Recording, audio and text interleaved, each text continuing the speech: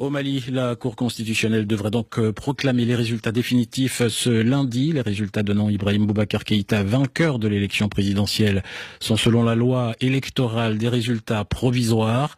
Comme au premier tour, le ministère de l'administration du territoire a publié les résultats de ce second tour, bureau de vote par bureau de vote. Une mission d'observation nationale, la COSEM, analyse et souligne dans son rapport publié samedi des incohérences. À Bamako, Coralie Pierret nous en dit plus.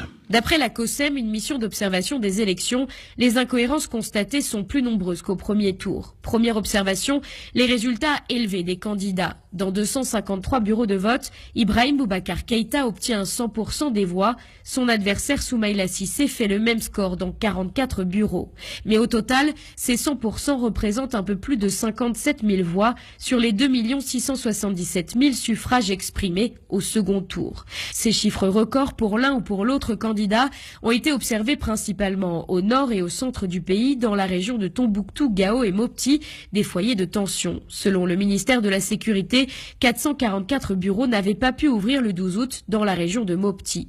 Plus largement, dans 35% des bureaux, les résultats dépassent les 80% pour un seul candidat. Dernière incohérence relevée par la COSEM, au premier tour comme au second tour, 21 mêmes bureaux de vote obtiennent 100% de participation et 100% de suffrages exprimés en faveur d'un seul candidat, sans que le rapport ne précise de quel finaliste il s'agit. Coralie Pierret, Bamako, RFI. En bref, l'inauguration ce dimanche.